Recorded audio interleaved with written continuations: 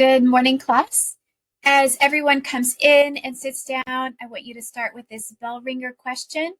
Write a quick response in your journal in response to this question. What does it mean when someone says she found her voice? Then what does your voice sound like when you write or speak honestly?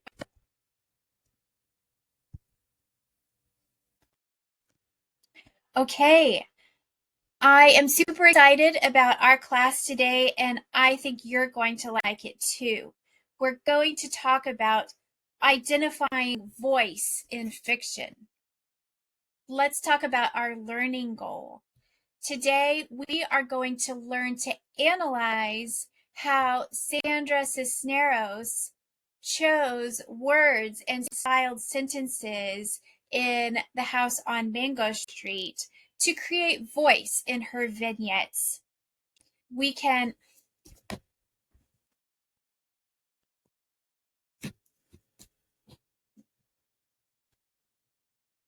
Good morning, class. As everyone comes in and sits down, I want you to start with this bell ringer question. Write a quick response in your journal. What does it mean when somebody says she found her voice? What does your voice sound like when you write or speak honestly?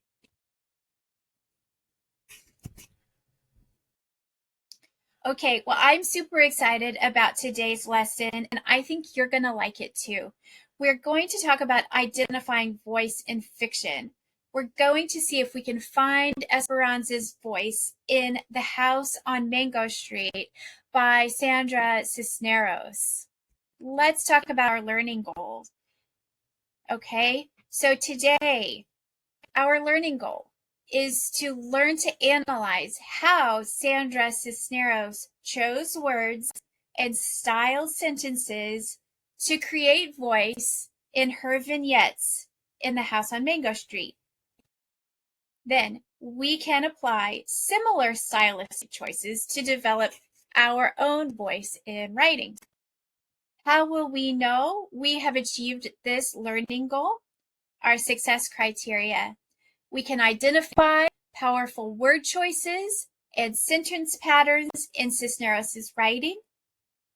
And then we can explain how they create Esperanza's voice. Then we can apply purposeful diction and sentence pattern choices to create voice in our own writing. Our demonstration of learning, we will complete graphic organizers to analyze the word choice, syntax, and voice in Cisneros' writing, and then we will write short vignettes of our own, applying stylistic techniques that we learn to express our own voice.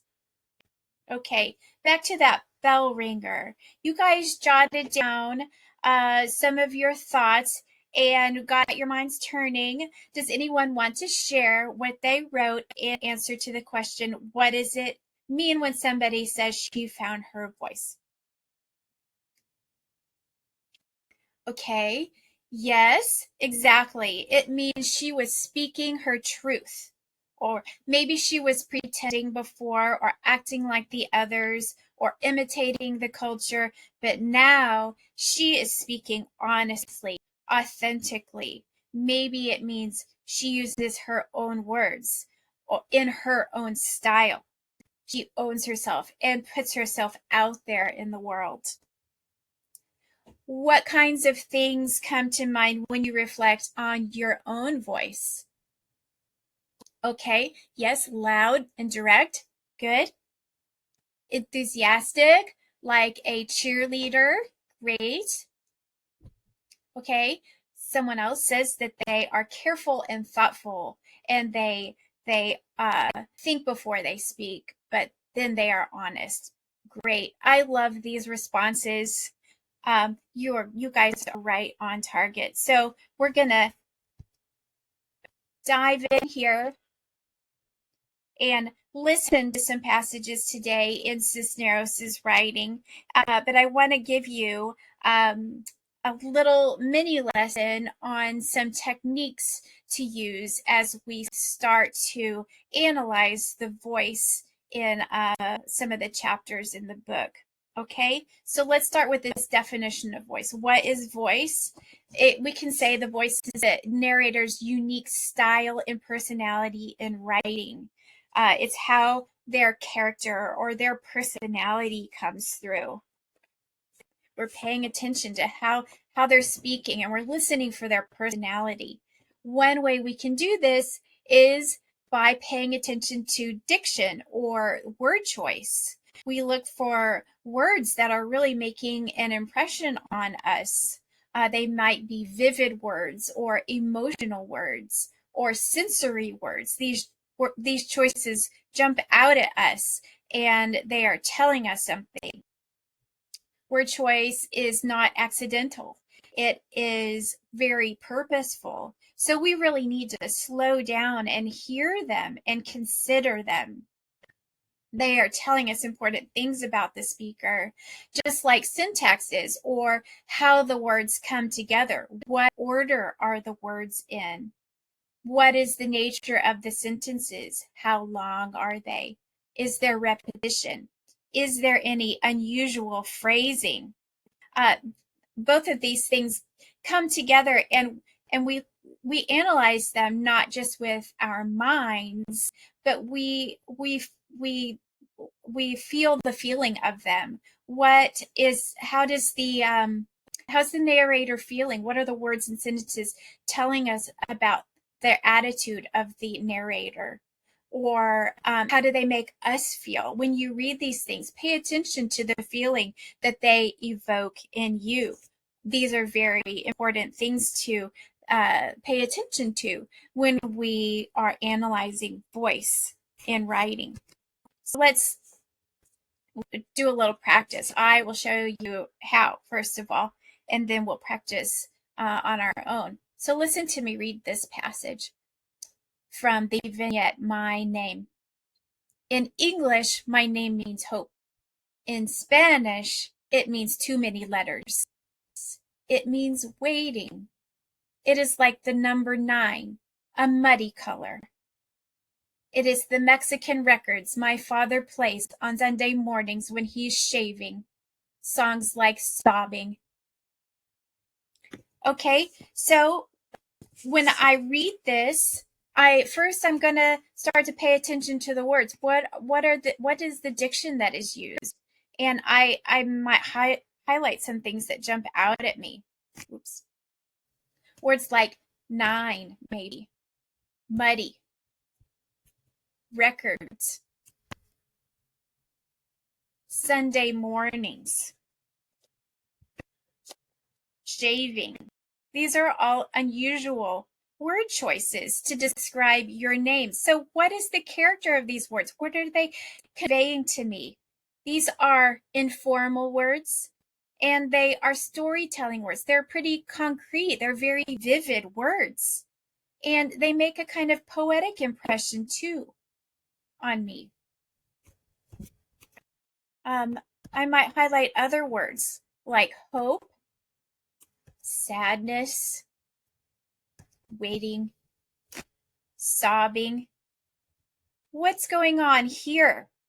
To me, I'm picking up some conflicted emotion. There's hope, but there's also sadness and waiting, sobbing. It's a feeling coming across of maybe resignation, or maybe longing or yearning. I look at the sentences. Okay, short sentences. It is like the number 9 or fragment, a muddy color. 2 sentences joined together with a comma. It means sadness. It means waiting. And what is coming through with these short sentences? Well, Esperanza is giving us a litany of all the ways her Spanish name is bringing her down. In English, it's short, to the point, simple, and optimistic. But in Spanish, she's dissatisfied and she wants to tell us all about it. I get the feeling that she's frustrated. Maybe she's resigned, but she's also petulant. She kind of resists this naming of her. this identity she wants to escape, but somehow she can't. So a picture is forming of Esperanza. I'm hearing her voice. I'm hearing a voice that is reflective, maybe introverted, a voice that is conflicted, a voice that is honest and real. There's no pretense here. She speaks to us in an intimate voice, and a voice that is also kind of funny and quirky, a good storyteller. Okay. I feel like she's going to tell me more about her unique way of observing and reflecting about what it feels like to struggle with this Spanish and Mexican identity at the same time of her American English identity and the dominant culture of America. Okay, so now it's your turn. I want you to try it out. I'm going to divide you into groups of 3 or 4, and each group will be assigned a different vignette. I want you to read your vignettes together, maybe independently or someone reads it aloud in your group. You can decide. Highlight the words that jump out, the diction. Annotate the sentences that you think are somehow telling you something, and fill in the chart that I am going to give you on words, sentences, emotionality, and your thoughts on Esperanza's voice. Okay, now that you have filled in your charts together, I just want to tell you that I heard some very perceptive readings as I was circulating and checking in on the groups. One group heard some repetition of the L sound and the ooh sound in words, and they said it made an impression of softness or safety, and it showed Esperanza taking comfort in her culture. Another group said that they perceived a more assertive and bold voice in her short and direct sentences. It felt decisive and firm to them. These are very perceptive, close readings, and you guys are right on target. Okay, great. For the remainder of our class, we're going to take some qualities from Esperanza's word choice and syntax and apply it in our own writing. So think about the things that you noticed, and then I want you to write your own mini vignette of 6 to 8 sentences, and you can choose. It might be about your name, a place significant to you, your family, a memory, or a feeling. Take those things that you notice Cisneros doing in House on Mango Street and apply them, and see if you can use it as a model for your own writing to reflect your own personal voice.